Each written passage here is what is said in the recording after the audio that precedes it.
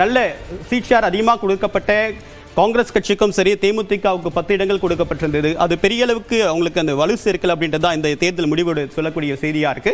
திரு ஹஃபீஸ், இன்னும் திராவிட அரசியல்லாம் தமிழ்நாட்டிலேருந்து யாரும் அப்புறப்படுத்த முடியாது. ஏன்னா யாராக இருந்தாலும் சரி, பெரியாரை கடந்து இங்கே அரசியல் செய்ய முடியாது. இந்த முடிவுகள் எப்படி வந்தாலும் பெரியாரிசம் தான் ஜெயிக்கும் அப்படின்றத நம்ம இங்கே பார்க்க போகிறோம். இன்னும் இருக்குது, இன்னும் 2-3 ரவுண்ட்ஸ் நடந்தால் தான் ஓரளவு கிளாரிட்டி வரும். ஏன்னா சில பூத்ஸுகளில் வந்து கான்சன்ட்ரேட்டடாக இருக்கக்கூடிய இடங்களில் ஒரு முடிவுகள் வரும். கிட்டத்தட்ட ஒரு தொகுதியிலையும் வந்து 1.5 லட்சம் 1.25 லட்சம் வாக்குகள் பதியப்பட்ட இடத்துல இப்போது 2ஆம் சுற்று தான் நடந்திருக்கு. இன்னும் தேர்தல் முடிவுகள் திமுகவுக்கு சாதகமாக தான் அமையும்.